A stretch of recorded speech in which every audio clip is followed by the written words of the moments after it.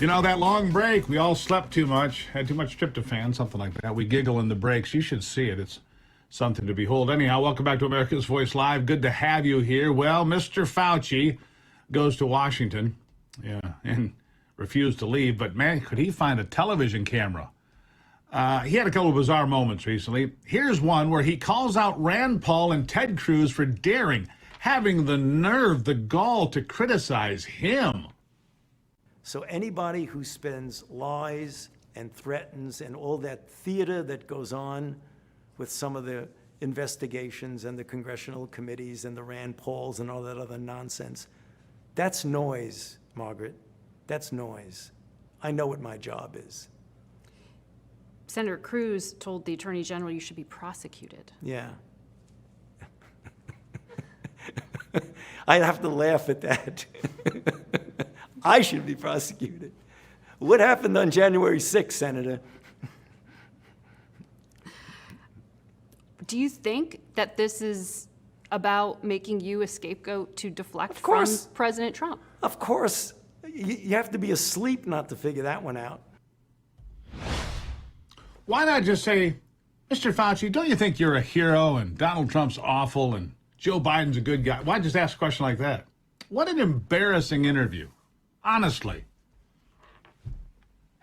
Where is Mike Wallace from your beautiful network? What happened to that kind of interview? But I digress. So that was strange, a little awkward, right?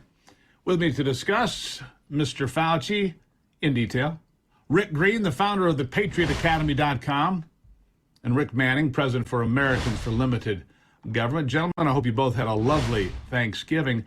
Let me start with you, Mr. Green. Let me start with you. Anthony Fauci, if I may be so bold, might be the biggest media whore of my lifetime.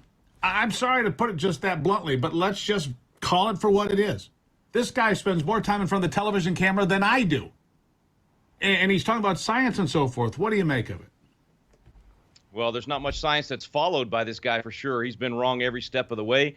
I've said it before, I'll say it again. He's done more damage to our nation than any single individual in our entire history. More lives lost, more jobs lost, more destruction of liberty and our founding documents, all by this guy's not just lousy leadership, I think purposeful destruction of those things for exactly what you just described, to be able to be on the media all the time, to be in control. He's misled two presidents now at this point and the entire country. And Ted Cruz is right. The guy ought to be prosecuted. He lied to the American people. He lied about little things, if you want to call them that, like whether or not masks work. He lied about whether or not he invested in the gain-of-function research. He's lied to Congress. Where is the prosecution for this guy? And you watch that interview, and he's like most dictators in the history of the world. He laughs off his accusers, and he acts like they're the ones that need to be prosecuted. And you're exactly right, Steve. Where is the media of 50 years ago? When the swine flu vaccine killed 53 people, it was the media that was covering the stories of the people that had been injured and killed and brought that to light. And may I point out, and I'll let Mr. Manning pick it up from there, it was Mike Wallace, CBS News, 60 Minutes, that nailed him to the wall for 53 people dying for the swine flu. It was this network, CBS News, that actually had the audacity to ask real questions about the CDC, about the way it was handled, about the FDA, and the list goes on. Rick Manning, what do you make of it? Yeah, well, CBS is not CBS anymore. While Walter Cronkite and those who followed were certainly partisan, they at least were reporters. And as a result, a guy like Mike Wallace went after somebody if he thought they were the powerful who was oppressing others. But let's be clear about Dr. Fauci, or Lord Forkwad, as I call him. Here's what he is. He is a bureaucrat. He's a public health bureaucrat who has been in his job for way too long, who has his fingers in the pie in terms of actually the funding of the creation of viruses, if not the one that's afflicting the world, certainly ones like it. He has been at the center of all those kind of controversies. He is, when he sits there and he wants to say he's science, he's actually the guy, the public health science, that can't be questioned by real scientists, that can't be tested like real science. I just wish Dr. Fauci went back to 5th grade and he learned Right. about something called the scientific method.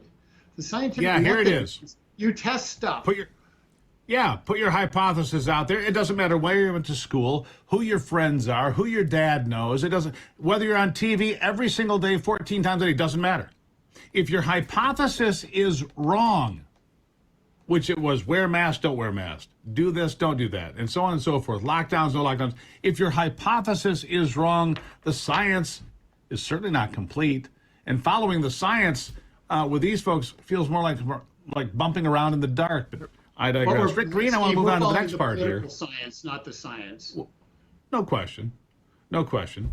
Democrats seem to know, Rick Green, that inflation is on the American people's mind. So now they're trying to say that their multi-trillion-dollar Build Back Better plan will actually help inflation. It'll help prices go down. Somehow, by flooding the system that has more actual cash in it today than it has ever had.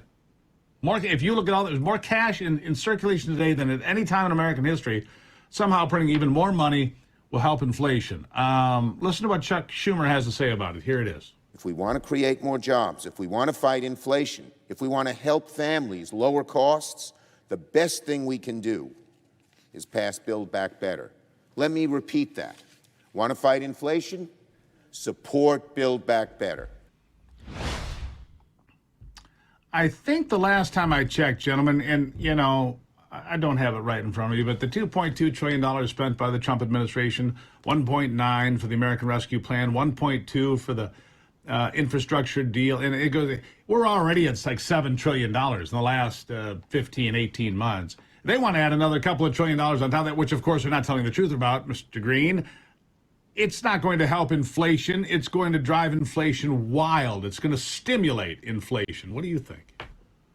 Well, and Schumer had to tell it twice, right? He had to say, in case you didn't recognize that we know absolutely nothing about economics and how the system works and what causes inflation, let me repeat it again. We want to dump trillions more dollars on the market, which anybody that took basic economics in high school or college, which unfortunately is fewer and fewer American citizens, understands exactly what you just described, Steve. They're going to make the inflation worse. We all saw this coming. We talked about it even last summer, that all the COVID money thrown on the marketplace and then encouraging people to stay home. You put more money in the marketplace, more people are spending that money, but fewer people are working, providing the products that money's being spent on. It's all a formula for inflation. We've said it for a year. We're now really feeling the brunt of it. It's only going to get worse, and these guys just want to throw fuel on the fire. If I could say one thing about the last topic, this is what happens when the government gets outside its constitutional boundaries. There shouldn't be a CDC and an NIH and all these federal programs. Those should be state programs. And when you couple that with a narcissist like Anthony Fauci, who, as you said, as Rick said, is a bureaucrat with no accountability, that's what creates dictators. They're outside their constitutional authority. We, the people, never wanted this to happen The at the federal administrative level, state. and now we're living with the consequences. It's the administrative state. You're exactly right. Mr. Manning, why don't you bring me home on this inflation thing? I mean, this is Weimar Republic kind of reckless. This is Weimar Republic kind of inflation that we could be staring at. I mean, it doesn't take a math whiz to figure it out. Go ahead.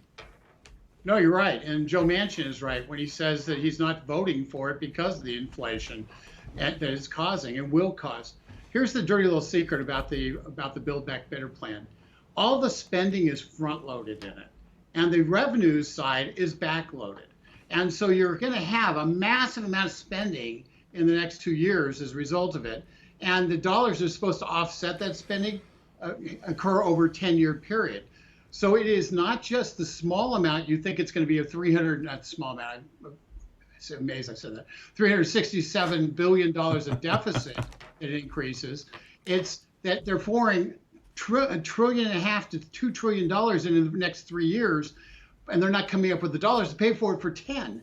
So this is so inflationary, it's beyond belief. It is an infusion of cash at the exact wrong time in our current economic cycle.